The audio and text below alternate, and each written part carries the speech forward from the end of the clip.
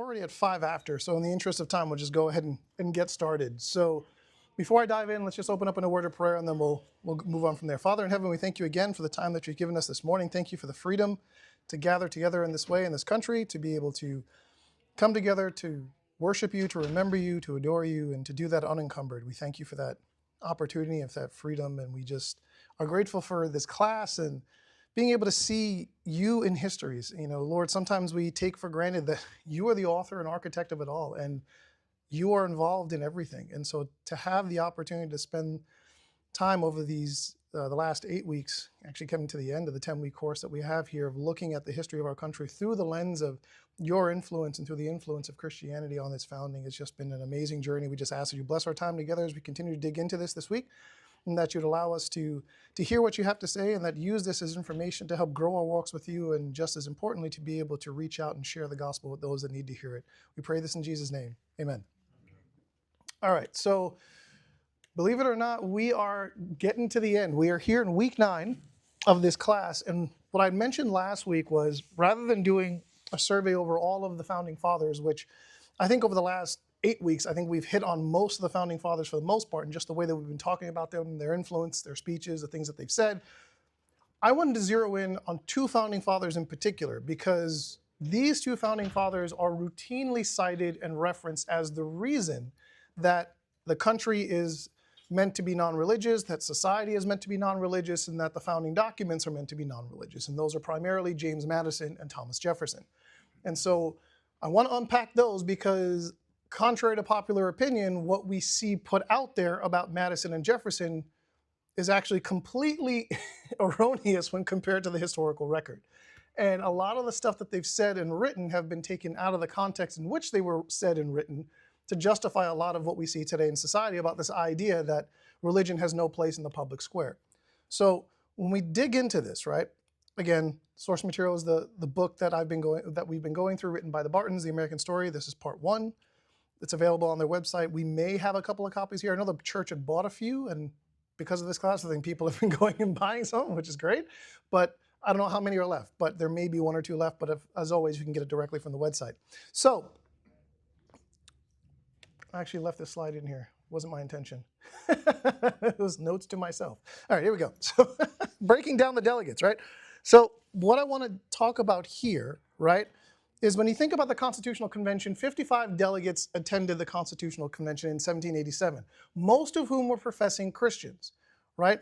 And so when you break this down, right, these included individuals such as James M. Henry, who was the founder of the Maryland Bible Society, Rufus King, who was one of the founders of the New York Common Prayer Book Society, Roger Sherman, who was the author of multiple Christian theological pieces during that era, Abraham Baldwin, who was offered the professorship of divinity and theology at Yale, Alexander Hamilton, who proposed the Christian Constitutional Society, John Langdon, and Charles Cotesworth Pinckney, who were actually founders of the American Bible Society, probably an organization you may be familiar with.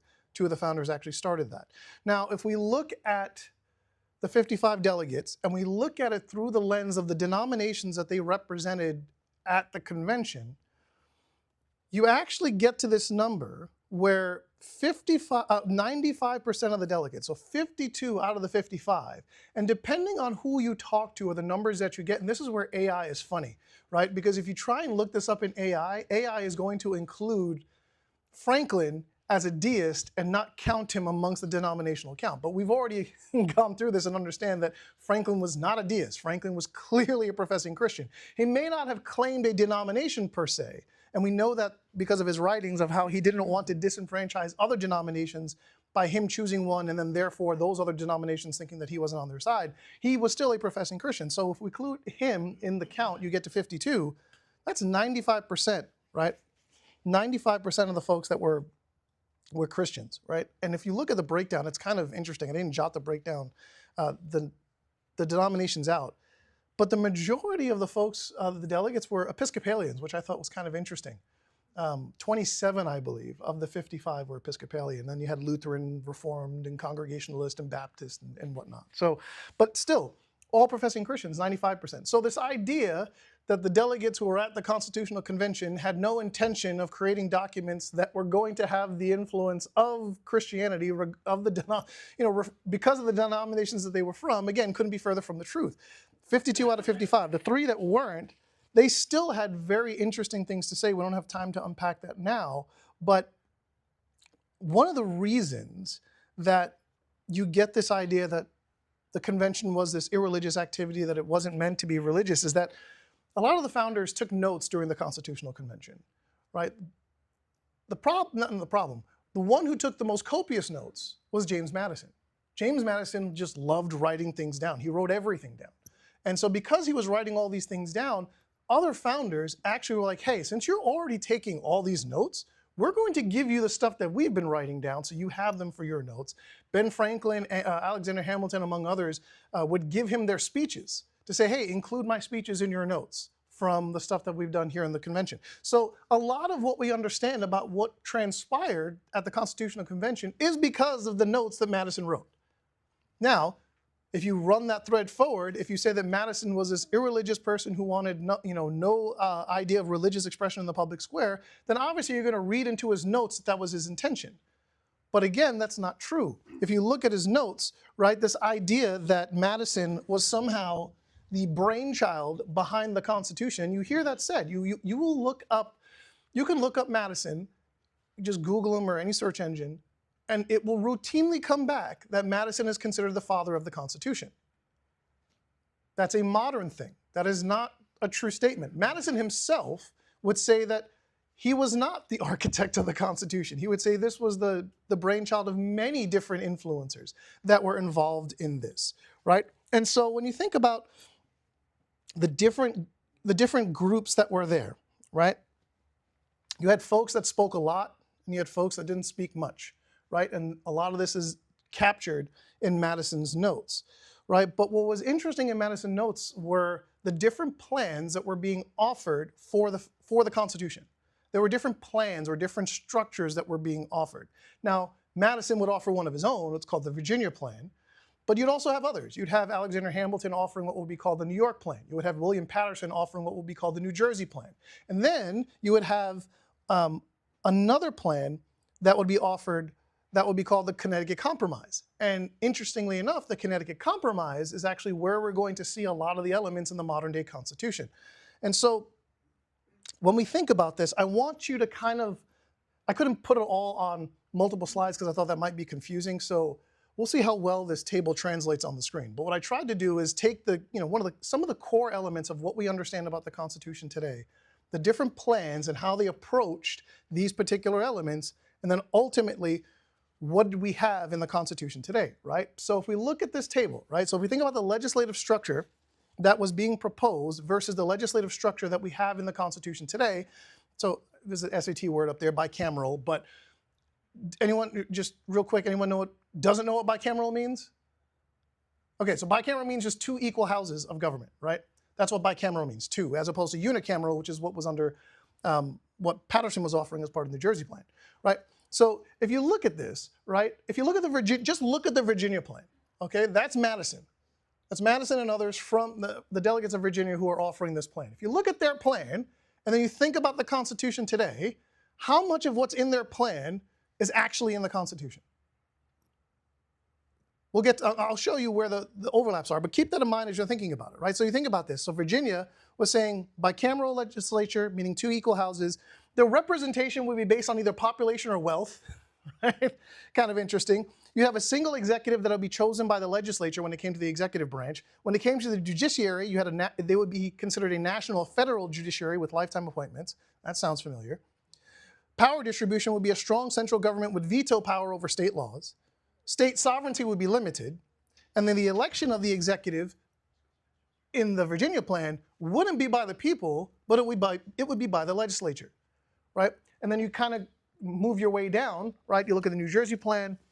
I actually cracked up when I was looking at the elements of the New York Plan from Hamilton, right? Because Hamilton actually, he was from the British West Indies. He's technically an immigrant, and he brings a lot of this stuff. And so because he was so heavily influenced by the way the British rule was, when he put forward this idea of the bicameral model, it's not the same as the bicameral model that you have today of 2 equal houses. When it says the British model, if you're familiar with the way British Parliament works, there's 2 houses, but one is superior and one is inferior, right? And so there's one house that's not elected by the people at all, and it's usually, those people who take those roles, it's hereditary, it's through bloodlines and things like that, and they kind of have say over what the common House of Lords does, right, which is where you get the elections are. So that's where this bicameral British model was that Alexander Hamilton was talking about.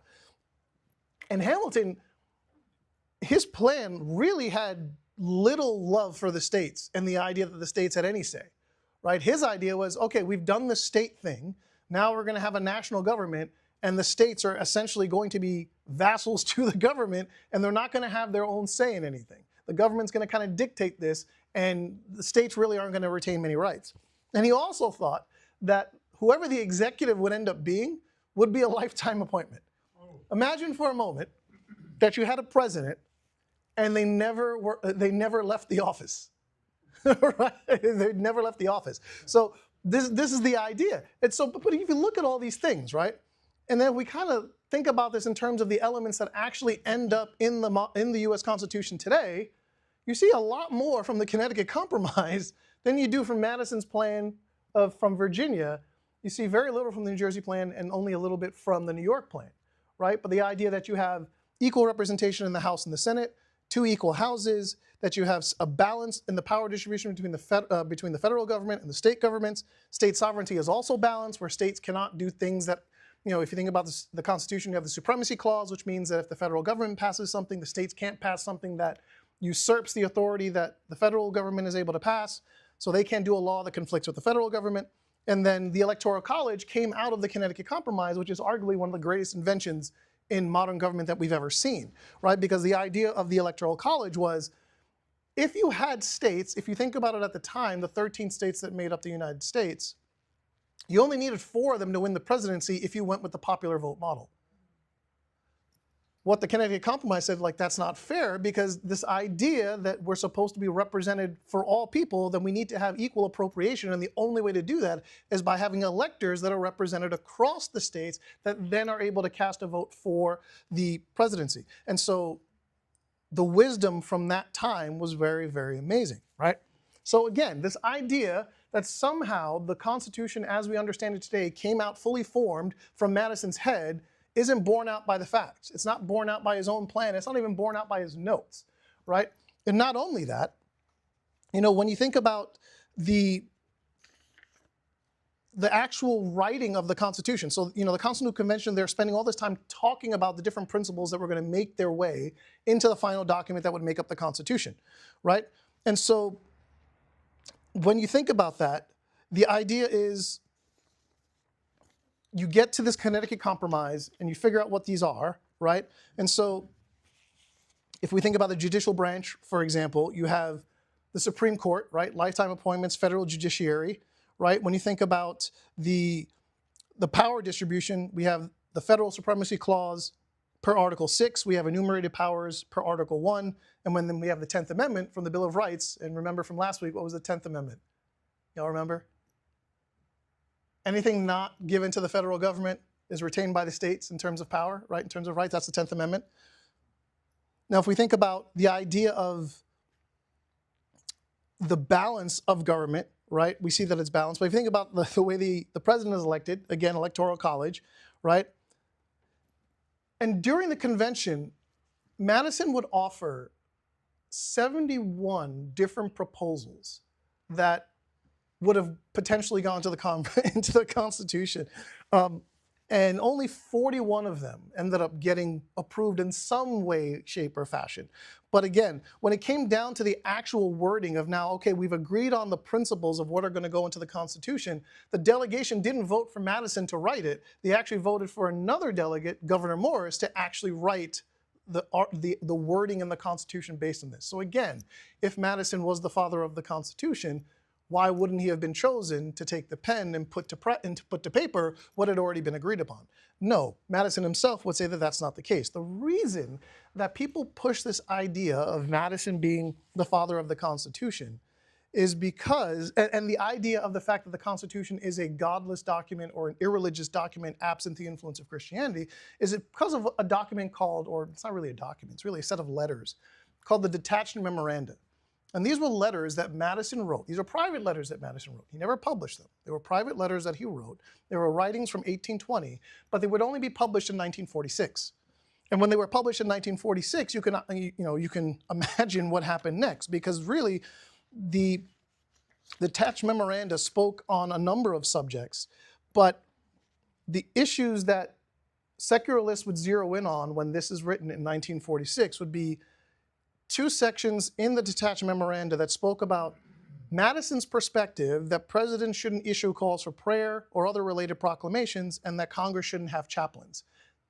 Out of the entire Detached Memoranda, he only mentions it in one section. It's a fairly large section, but that large section, when you look at the Detached Memoranda, he's actually has it sectioned out by different focus areas. And this particular area where he's talking about these religious things are actually in a subsection called bank, which I thought was actually very, very funny.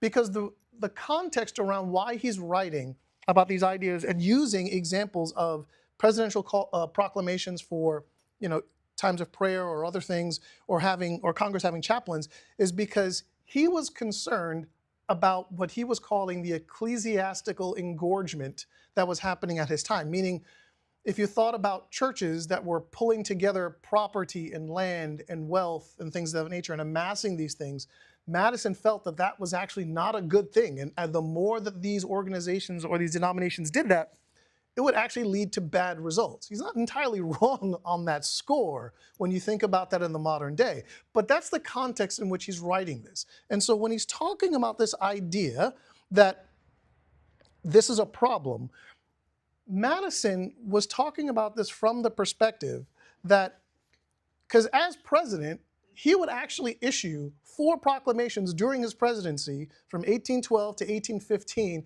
calling for different days of prayer, thanksgiving, and others. Right? So he did it during his own presidency. He wasn't reflecting on his own presidency and saying that he shouldn't have done that. What he was saying in the Detached Memoranda, when you actually read it, is that when you do that, you have the potential to say that you are potentially establishing a national religion in violation of the First Amendment, because if I, as a part of a particular denomination, are calling for a proclamation for prayer and thanksgiving, I'm saying that other people may understand that I'm saying it under the auspices of someone who is an adherent of this particular denomination, which means that these other denominations may get disenfranchised. He wasn't saying that the proclamations themselves were a problem. Same with the chaplains. He wasn't saying that the problem of chaplains in Congress was an issue, or the fact that taxpayer dollars being used to pay for those chaplains, which is what was the case at that time, was a problem. He was saying, well, same idea that with chaplains come from a denomination. So if you have a chaplain from a denomination, and I have other individuals who are part of the House of Representatives or are part of Congress who are not a part of that or do not subscribe to that denomination, where does that leave them? And does that infringe on their ability to be able to freely exercise their religion, which the First Amendment provides? And so that is where Madison was going with this. But people who were publishing this and found it, and it's interesting that Madison himself didn't publish these. These were just his own personal writings. That they they take these elements and they divorce them from the context in which they were written. Madison was never upset about the idea that these things should happen, right? Because Madison himself, through his own life, he was a devout Christian. He was a professed Christian. We see this throughout his history. His genuine expression was really around the true free exercise of religious expression being co-opted and repackaged as a removal of all types of religious expressions, right? And so if you look to his own home state of Virginia, I want you to pay attention to some of the things that Madison himself did in Virginia, right? So in 1776, they would write what's called the Bill of Rights of Virginia, right? And again, one of the things that we were talking about last week in the convention is that the contention amongst a number of the founders was that we can't pass a constitution without a Bill of Rights, because the individual states knew how important it was to have a Bill of Rights that enumerated what the government could and could not do in a particular state, and they wanted something very similar at the federal level. So at the Virginia Bill of Rights, this is literally what it says. It says that religion or duty which we owe to our Creator And mind you, Madison had a huge influence on this and wrote a very large part of the Virginia Bill of Rights. And the manner of discharging it can be directed only by reason and conviction, not by force or violence. And therefore, all men are equally entitled to the free exercise of religion, according to the dictates of conscience, and that it is the mutual duty of all to practice Christian forbearance, love, and charity toward each other. So Madison's not saying that the profession or expression of religious liberty is not supposed to happen. He's saying it's expected that it should happen. What he didn't want to happen and what they codified in the Virginia Bill of Rights is that you don't disenfranchise other people from being able to exercise their religion as their rights of conscience dictate. So again, when you think about the different denominations that existed at the time, the Episcopalians, the Lutherans, the Quakers, the Congregationalists, and the list goes on. They all had different ways in which they expressed themselves in their religion. And so for Virginia, they're saying we're not going to prevent people from being able to do that. We want this to happen because it is the mutual duty of all to practice these Christian things, forbearance, love, and charity towards one another. If Madison was of the opinion, or if the state of Virginia at the time was of the opinion that religious expression in the public square shouldn't happen at all, they would have written it as such in their Bill of Rights during that time. But they didn't. They understood just how important it was. And so I know I've spent a lot of time on Madison. And the reason I'm doing that is because it's important to understand that when people come up with the argument that Madison is the father of the Constitution, A, it's wrong. B, he would be the first person to tell you that he was involved in it from the perspective of so many people, so many founders as part of the Constitutional Convention were giving their ideas, and that ultimately he understood how important it was that religious expression be freely expressed and not limited or used to disenfranchise others, because that was the intention behind the idea of the First Amendment. Because remember, what was the problem in England? What was the state church of England? The Anglican Church, right? And the Anglican Church set the rules. They set the dictates. This is what you should do. This is how you should worship. This is where you're supposed to be a part of. And if you weren't, and this is why the Quakers and others were leaving, right, to go to the colonies, right, because they wanted to freely exercise their religion outside of the encumbrances that the Anglican Church was putting on them. And so it's not an accident that you see this language that Madison would use. So Madison, yes, Madison had a huge part to play in the Constitution. Yes, he was influential, but he was not the father of it, and by no means was he an advocate of the removal of any sort of religious inferences that would go into the background of why the Constitution would be created. So that's Madison, and I'm looking at the time, and I have to switch to Jefferson. And the reason, and normally I'm animated, but I'm probably going to get even more animated when we talk about Jefferson, and you're going to understand why, because this sits in my craw for a number of reasons. So, because my bend is towards apologetics. And so whenever I've gotten into conversations, one of the most common arguments that I'll be given was, well, Jefferson said that there was a separation between church and state, right? Yeah, but do you know where he said that? Why he said it? What the context was? No, most people don't. They just echo it like a parrot, right? Like that's the point. So I want to move on to Jefferson. Here's what you need to understand about Jefferson. Jefferson was not irreligious, okay? Jefferson was a professed Christian. And I'm going to give you, in his own words, the things that he himself would say, right? Now, the word separation of church and state, show of hands, is that found anywhere in the Constitution? It's not found anywhere in the Constitution, right? But it's leveraged as some sort of bedrock principle that says the Constitution supports this concept that no religious expression is allowed in the public square, right? We're going to unpack this. So this is Jefferson, okay? Jefferson, when he's talking about, because the big thing about Jefferson was a thinker. So not only was he a Christian, he was very much a thinker. He loved to read, he loved to analyze, he loved to do his research. And in fact, Jefferson would, during this time, as you're coming up to the convention, as they're trying to figure out what the right model would be, what the right moral system would be that would influence the government of the United States, he would study so many different government systems, different religions. And as he's putting this together, he says this. He's talking about Jesus in this quote. He's saying Jesus would push his scrutinies into the heart of man. He erected his tribunal in the region of his thoughts and purified the waters at the fountainhead. And he would write this in 1803 in a letter to a fellow founder, Benjamin Rush. And he's writing this to Benjamin Rush because he's done all this research, right? And he outlines a syllabus. And he in the syllabus, And I'm going to give you the title of the syllabus. He says in his letter to Benjamin Rush that this is where he's landed. He's landed that Jesus is where we need to point to in terms of the right person and the right moral system that we need to adopt. And the title of this outline is called The Syllabus of an Estimate of the Merits of the Doctrine of Jesus Compared with Those of Others. And he was thinking about publishing this. He wasn't there yet. He was thinking about publishing it, right? And so I want to read to you a quote from Jefferson himself. It's on the bottom of page 203 of this book, if you don't have it. But there was no way I was going to fit the entire quote on the screen. So when he's explaining how he would cover this subject in his outline, right, this syllabus, I should first take a general view of the moral doctrines of the most remarkable of the ancient philosophers of whose ethics we have sufficient information to make an estimate. Say Pythagoras, Epicurus, Epictetus, Socrates, Cicero, Seneca, Antonius. I should do justice to the branches of morality they have treated well, but point out the importance of those in which they are deficient. I should proceed to a view of the life, character, and doctrines of Jesus. His system of morality was the most benevolent and sublime, probably, that has ever been taught, and consequently more perfect than any of those of the ancient philosophers. It's page 203 in the book. That's Jefferson talking about his conclusions after doing all this analysis as a Christian, but being willing to look at this other material and still come to the same conclusion, right? And so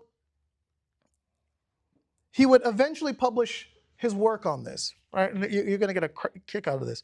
Take a guess, take a wild guess. What do you think the title of this book, of this work was that he put together? Just out of curiosity, what do you think he would have titled it? As someone who was allegedly irreligious and wanted a wall erected between the church and the state. Take a wild guess what he called it. The Life and Morals of Jesus of Nazareth extracted textually from the Gospels. That is literally what he titled it. That was the name of the book. And so he puts this together. And this is literally the title is the handwritten title that he would put in the manuscript that he would pull together. This would never get published initially. He would kind of print it out and do it on his own. He had a handwritten copy and he had a manuscript. And so in 1895, Congress would actually purchase this work from Jefferson's great-granddaughter. Now, after they would purchase it in 1895, they would publish it in 1902 for use by senators and representatives. And 9,000 copies would be printed at government expense, and for the next 50 years, every senator and representative received a copy of this work at their swearing in. The reason people get this twisted is because this became misconstrued as what is called the Jefferson Bible. Has everyone ever heard that term? Yes. This is not the Jefferson Bible. But secularists have taken this and said, well, this was Jefferson's take on the Bible. And so since he didn't view the Bible in the same way, and he extracted out of the Bible the concepts of Jesus as a great moral philosopher and teacher, he really wasn't a Christian. No, that wasn't his intention at all. He wrote this because he said, this is the reason why we should have this influence in our documents and in our government, right? It's the whole Jesus was a great teacher camp, right? But again, the other idea of the Jefferson Bible is that if you've ever heard it described, it's like, oh, Jefferson went in, took a Bible, and he would cut out the pieces he didn't like and put together this other thing, and that's what became the Jefferson Bible, and it excluded all things supernatural. Well, again, also not true, right? The historical record actually shows that if you actually go and you read this text, because Congress now has it in the National Archives, if you actually go and look at it, he's referencing supernatural things that Jesus did in support of the moral character that we should emulate in our own government. Things like the feeding of the 5,000, among others, right? That he's pulling out of the Gospels to say, this is what the heart of government should be, and many other examples. And so he does this, right? And so again, contrary to popular belief, this is not the Jefferson Bible. What it was his text on his analysis and his conclusions on the life and morals of Jesus of Nazareth as textually extracted from the Gospels. And that this would actually be published at government expense and provided for so long to senators and representatives at their swearing in. And so you have this piece, right? But then think about the First Amendment, right? So if we go to the First Amendment, what does the First Amendment say? The First Amendment says Congress shall make no law respecting an establishment of religion or prohibiting the free exercise thereof, or abridging the freedom of the press, or the right of the people peaceably to assemble and petition the government for a redress of grievances. Now that first part of the First Amendment, right, Congress shall make no law respecting an establishment of religion, is known as the Establishment Clause, right? It's known in the Establishment Clause. And you hear that often is because the idea is that any time that there is an argument against any sort of religious expression in the public square, they immediately invoke that it is not allowed due to the Establishment Clause of the First Amendment. Again, not true, because we have to look at the way that the founders wrote this and their understanding of why they put this together. The prohibition was really clear, right? Because again, what were the founders running away from? State-sanctioned religion, right?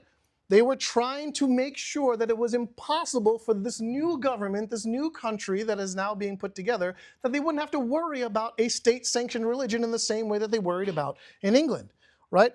And so Congress was prevented from creating a national church or giving preference to one specific religious denomination, right? Now, if the intention was that they were going to remove all religious expression from the public square, they would have had a riot at the Constitutional Convention. Nothing Benjamin Franklin would have said would have changed their minds, right? Because they were like, no, this is not what we're talking about. If the intent was that they were supposed to make society entirely secular, the founders would have rejected that premise outright during the convention.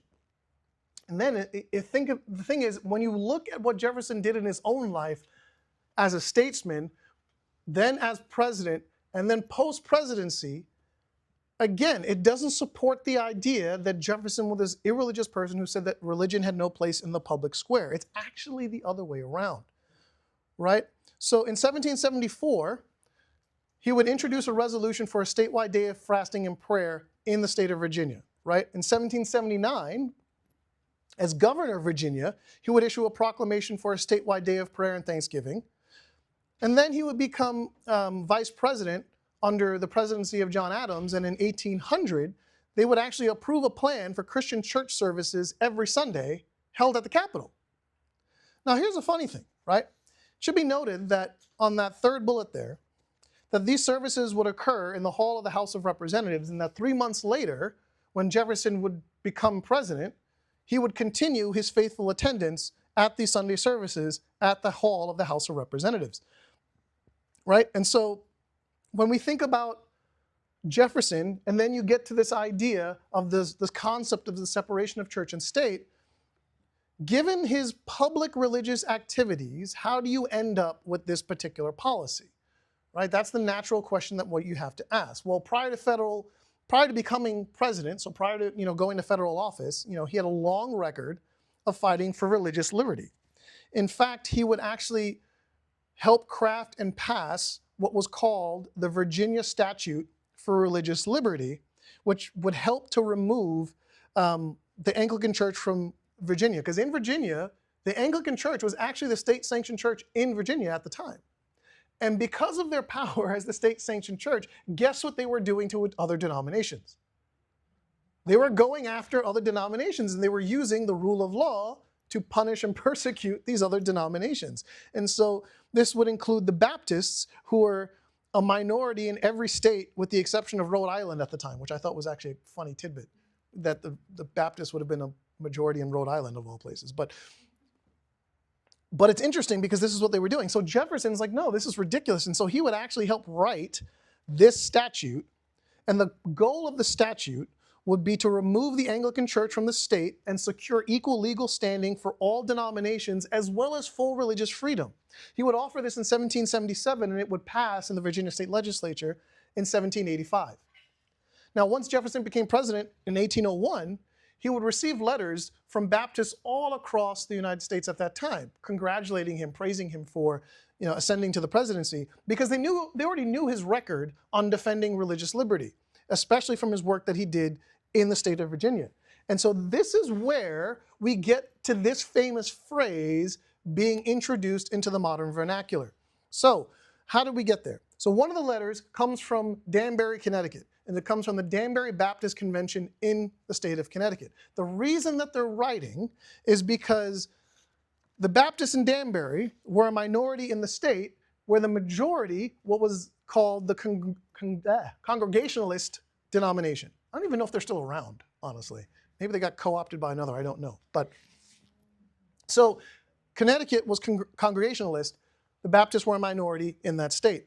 And so as all these letters are writing, their letter to Jefferson, right, congratulates him on his victory, but also expresses concern that they may face similar threats, to their religious rights from the government, but at the federal level, because they knew what he had done at the state level in Virginia. And most other states, because of what Virginia did, included in their own state Bill of Rights a very similar statute that Jefferson had penned for Virginia. So they knew that in the state of Connecticut, they likely would be okay. But they were concerned more broadly at the federal level, could the government possibly do something that would prevent the free expression of religious liberty on not just the Baptists, but for all people, right? And so they would write this letter in October of 1801, and Jefferson would reply to this letter on January 1st, 1802. Now, I'm going to read the response, and as I read you the response from Jefferson's letter, I want you to pay attention to where this phrase appears in his response to the letter. It's a short response, but it's a very potent one because, again, context is so important for understanding where this phrase is being used. So this is Jefferson as he's writing back to the Danbury Baptist Convention. Believing with you that religion is a matter which lies solely between man and his God, what he owes account to none other for his faith or his worship, that the legitimate powers of government reach actions only and not opinions, I contemplate with sovereign reverence the act of the whole American people which declared that their legislature should make no law respecting an establishment of religion or prohibiting the free exercise thereof, thus building a wall of separation between church and state. Adhering to this expression of the supreme will of the nation in behalf of the rights of conscience, I shall see with sincere satisfaction the progress of those sentiments which tend to restore to man all his natural rights, convinced he has no natural right in opposition to his social duties. I reciprocate your kind prayers for the protection and blessing of the common Father and Creator of man, and tender you for yourselves and your religious association assurances of my high respect and esteem. So when Jefferson is writing back to the Baptist Convention and he uses the phrase, building a wall between church and state, what is he referencing in his response there? He's telling them that the government doesn't have the role to infringe upon your ability to exercise your religion freely. So you don't have to fear. And I, as the president, am never going to advocate for that because we can't do it because of the First Amendment. So you don't have to worry about that. In fact, your actual duty, right, your social duty is part of your natural rights, and go back to the Declaration of Independence, right? We are given these rights by our Creator. They're unalienable, meaning they can never be taken away because they were given by God and not by man. And so this idea of the separation of church and state is not something that Jefferson wrote to say that public expressions of religious liberty are supposed to be removed from the public square. He was saying, no, the government can't compel someone to not have those religious expressions because they're enshrined in the First Amendment of the Constitution in the Bill of Rights, right? And so the funny thing is, it gets even better because Jefferson writes his letter on a Friday, right? January 1st, 1802 was a Friday. 2 days later, he'd be in church at the Capitol on Sunday after writing this letter. So if somebody who wanted there to be no religious expression in the public square, let alone in government, why would he go to church on Sunday following his response to the letter that he gave, right? Now, he would be asked by people like, hey, so why do you attend church at the Capitol? Why do you go to church at the Capitol, President Jefferson? This is what he says. This, again, irreligious Thomas Jefferson, right? This is his response to that question. No nation has ever yet existed or been governed without religion, nor can be.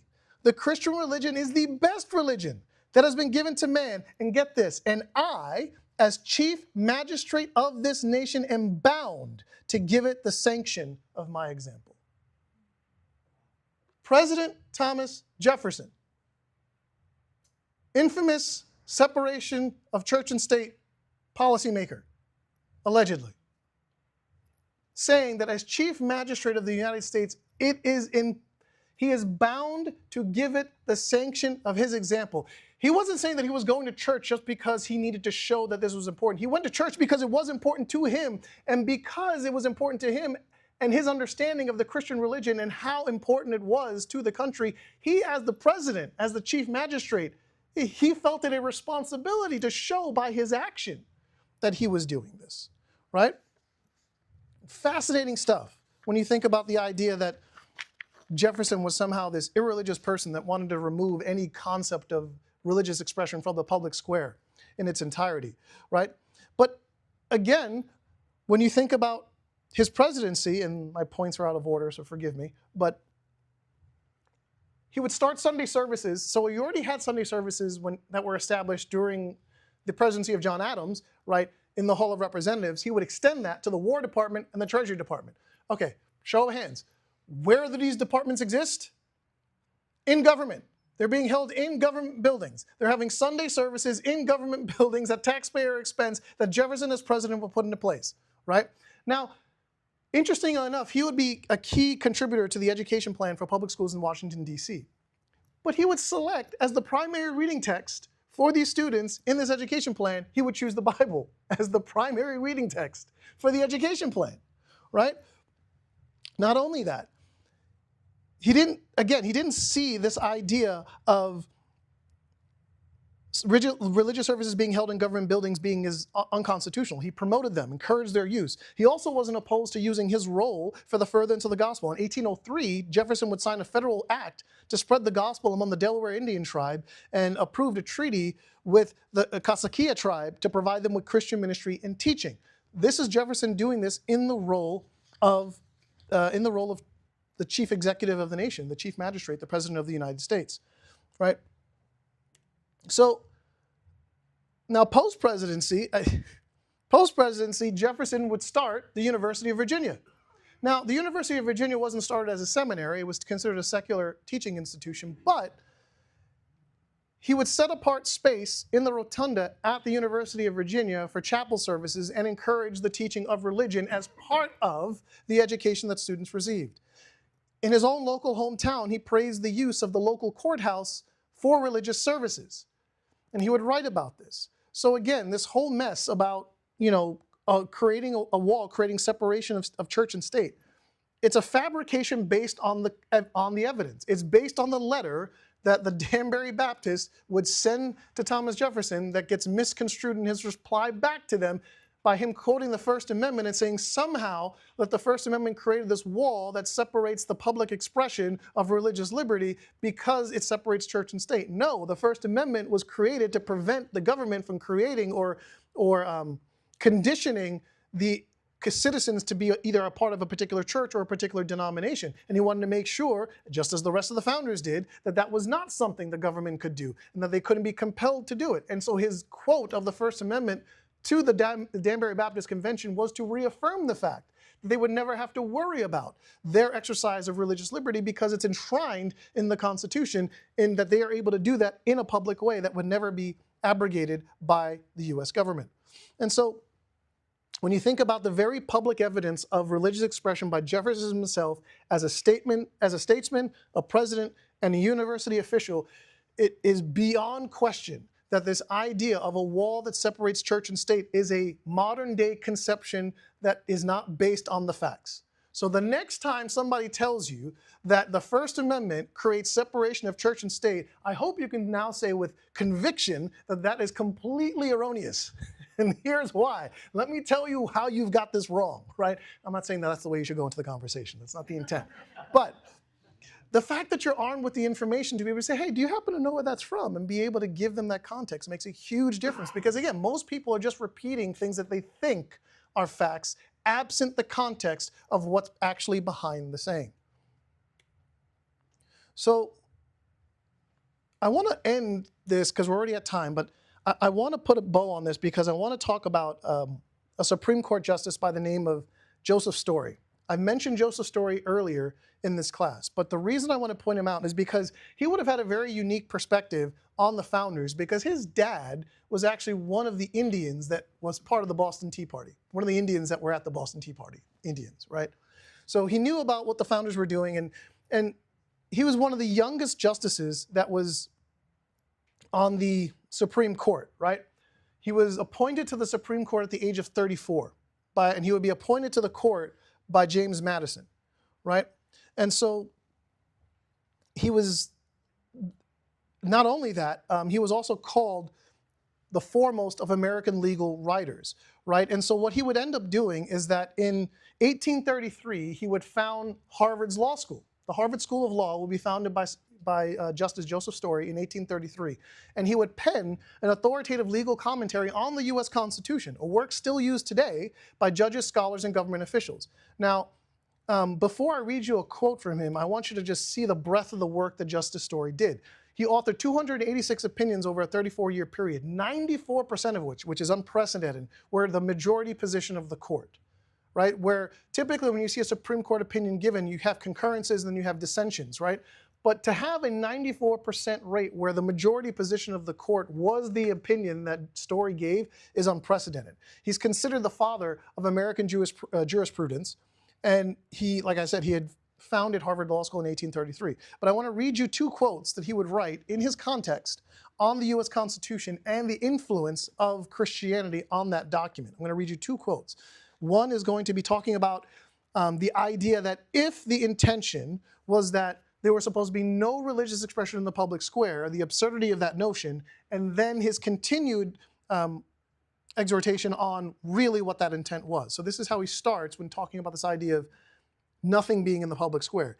At the time of the adoption of the Constitution and of the amendment to it now under consideration, i.e. the First Amendment, the general, if not universal sentiment in America was that Christianity ought to receive encouragement from the state so far as such encouragement was not incompatible with the private rights of conscience and the freedom of religious worship.